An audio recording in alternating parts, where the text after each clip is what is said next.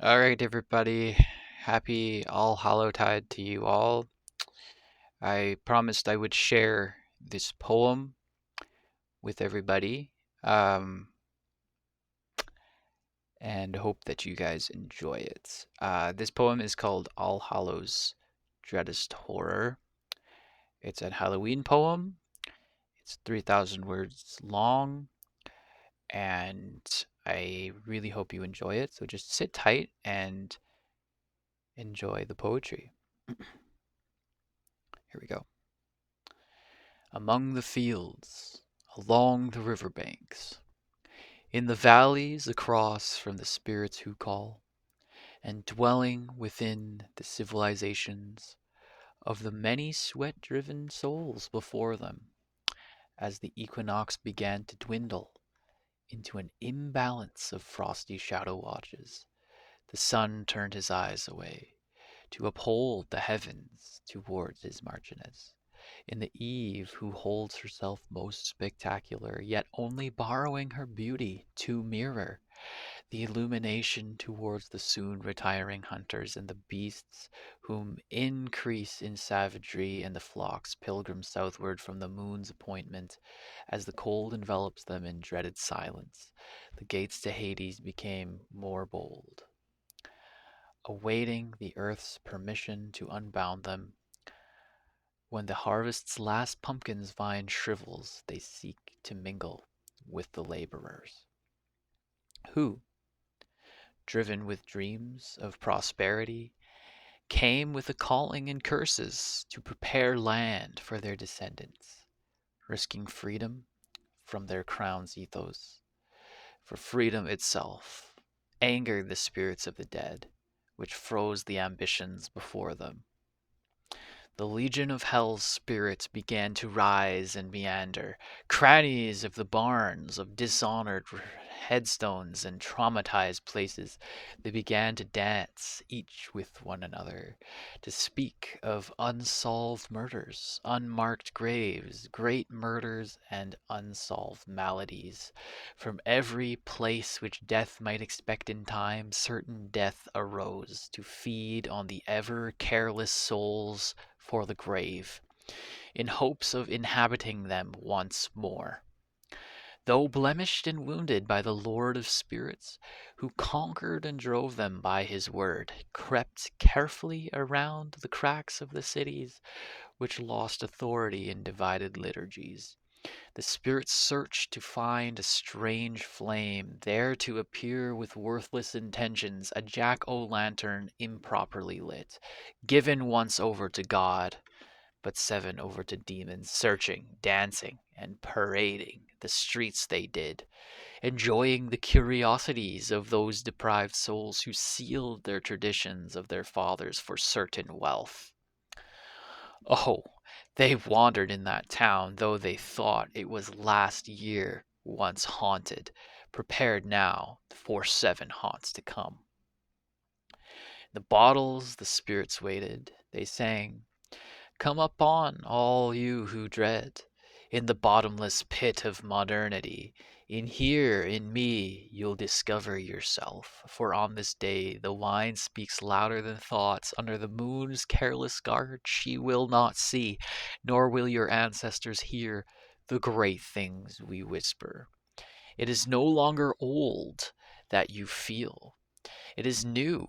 Discover a bit of yourself. Share in some of that humor, for Hades opens up for once a day.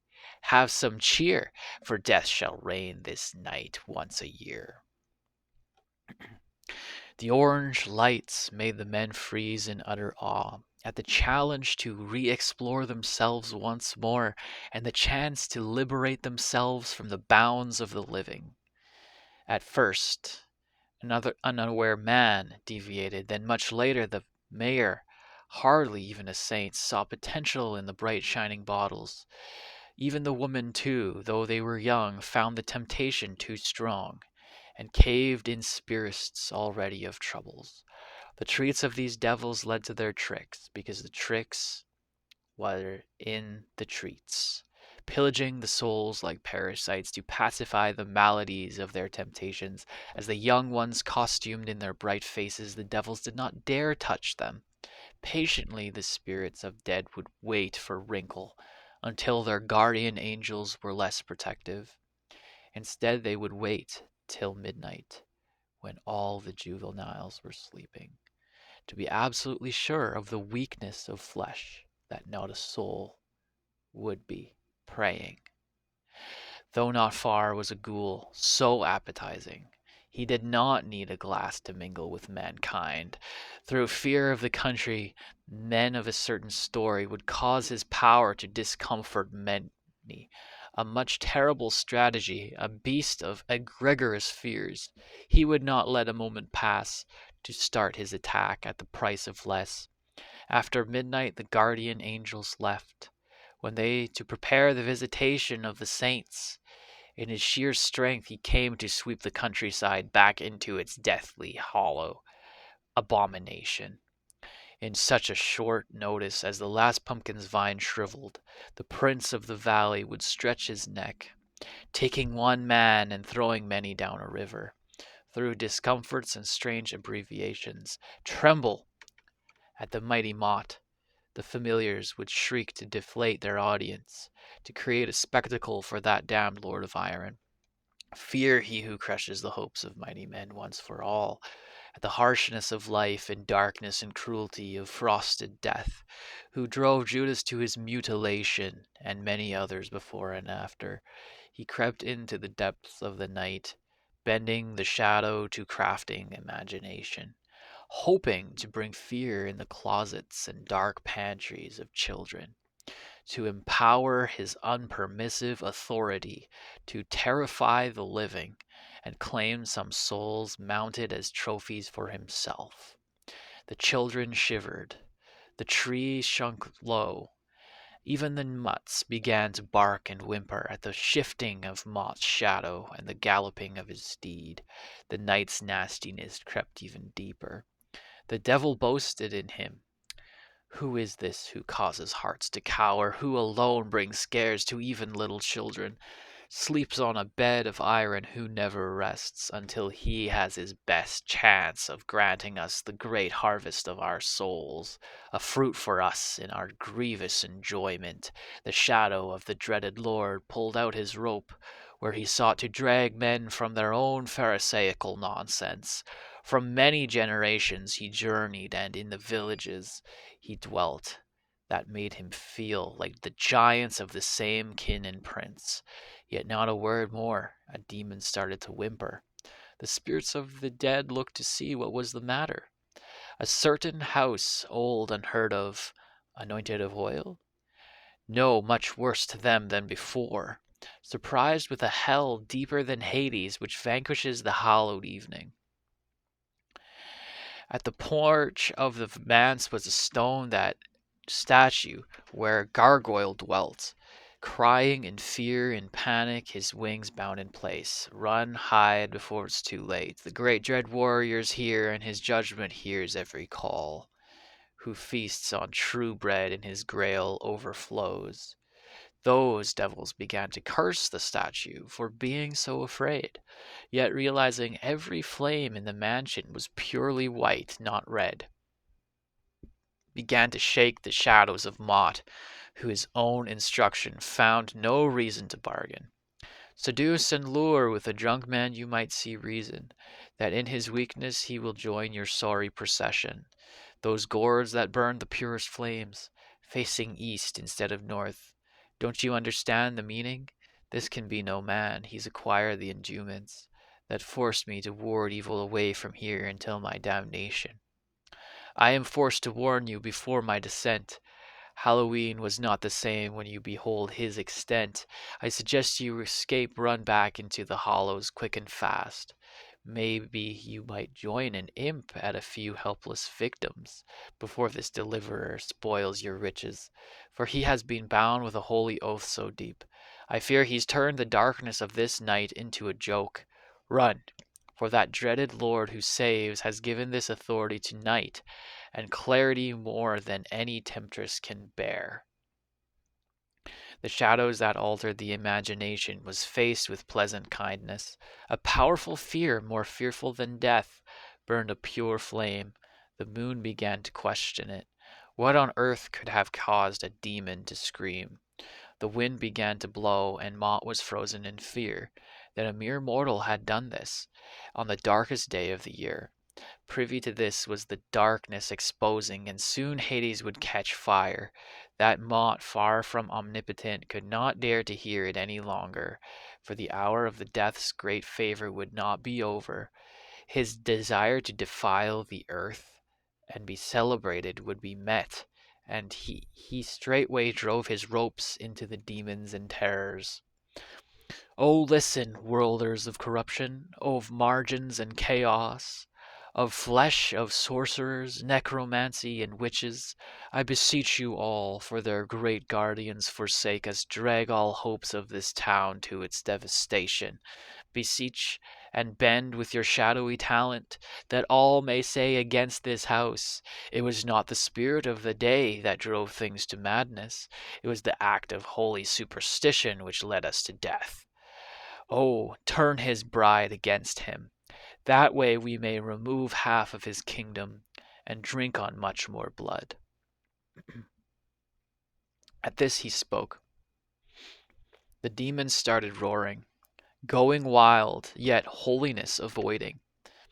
They ran and spurred, men and women, to become the beasts most foul and monsters most menacing.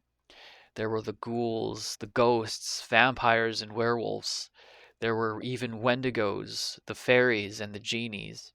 The sound they ran and struck at the people's addictions, of passions and desires to drive their ambitions, though unsure at what they were going, of cutting, of cursing, the most vilest of amnesties as seeds start spilling, of sleepiness, of watchlessness, O night and day, even the ministers of divinity they soon would pay.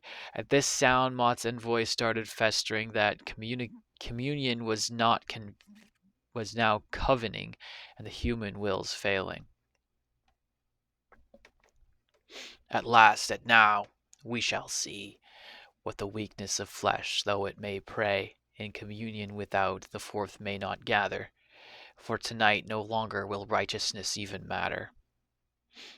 In the midst of the darkness it seemed so deep as black, he let out a mockery and accusation of man, finding in no way that good may live on, finding sin short-sighting, the towns, soon city and world, angered and impatient to find the pure light still flickering. The Dark Lord descended down onto that holy porch. That old gargoyle who was bound by that oath to warn demons to flee from this manse found the demon slain, stricken by holy chrism. His last purpose foiled, the pit his ticket, sent to judgment with such ease in a matter of a second. What words this man spoke, and with such confidence that the gargoyle would not argue, but instead, immediately, saw the truth in his fate, and drank his cup of judgment to the place assigned for Satan and his dominion. Infuriated and filled with pride, Mont gathered the matter, feeling challenged could I be? No, that demon was subtle. Much like many serpents which charm through magic, so was this gargoyle, who was a desert fanatic. The moon grew red at the scarcity of light that night. Mott's ancestors would not hold failure up to him. Come out, O man who claims to be, O of exorcism, of demonstration of power, what will it be? I've cursed generations, and nowhere have I seen more disgrace, and disgusted by such resistance. If you are righteous, a martyr's crown you will wear. Come and die for what's right then, and surely you'll be found. I discard such men like that of you, who treat my cords as abominations. So let's see, you who value life, and me, who incites death, what kind of essence you really possess. At the sound of the cry a sudden noise arose, a terrible holy sound. Microcosm of the trumpets, fire burned from the man's mouth. his eyes now gleaming like a star's golden twinkle, more powerful than Mars, of Jupiter more distant than Uranus, who nurtured in his care 7 perfect white pumpkins, which gleamed with his hair, terrifyingly scrumptious. Oh, dear Satan and all his deepest terrors, the man who prayed 7 times over, who studied the Scriptures and kept all these traditions, with mercy, meekness, kindness, and justice, of every ounce of this household was not built from corruption, and his authority may now drive itself through my soul, though on this day the strangeness of Hallow'S will stretch high into the saints' porticos. Oh, all of hell, we are not safe now, but the great dread warrior has come. Oh, may our tongues nearly confess. Though it is putrefied with pride, a mockery shall be my last word. Yet with this I confide, although the dread warrior stared deeply in Mott, the devil looked away, though he could not look from his engravement of what nearness of heaven and his gracious endowment. That now quieted shadow turned like trees in the sun, and the steed galloped to sever themselves from its domain, marked with pureness, too putrid for the corrupt, like Moses, started gleaming, like lightning flocks of demons, panicked, the light remission the sins and left the many from their hostesses. Though prepared to engulf in a murderous night, they were left souls naked. Such immediacy, such determination, Mott spoke no more abominations, and settled towards his oak, that oak of the valley, into barns of tragedy, tales he would dwell, wishing to regain shuddering shadows, and concealment to find perhaps maybe even 7 times. Perhaps the tale of this dreaded warrior would now be over, if we had not mentioned his persistence gleamed more determined to send himself down to that valley that calls. Like Josiah, he sends himself onward, saying, seducers and witches, comforters, driving to laziness, what you have birthed in darkness will be hallowed. Our great Lord did not remain stagnant, but descended himself into the valley that calls. His work will be accomplished, his sonship replicated. If not tonight, then a martyr I will be, for the spirit of the Son of Righteousness has consumed me. Among countries and villages, quite notably far, nobody had heard of the righteous anger driving this dread warrior to the valley which now shrinks, of persistence, lightening the skies so the moon might wake. Mott's hiddenness in the darkness, he ran away. Though spirit moves faster than flesh, and light faster than lightning, the darkness gave up its standing, dreadful terror of demons and magic, knowing their progress was soon to be famished. Such radiance now, the light yellow to blue, the destiny of the realm of the dead would be run through. On the dawn bringer bringing the East's early judgment, Mott let out a cry so nasty and conspicuous that the unmarked dead bones groaned in anguish. O putrid accuser, deceiver, slanderer, set us your rites of unholy anger.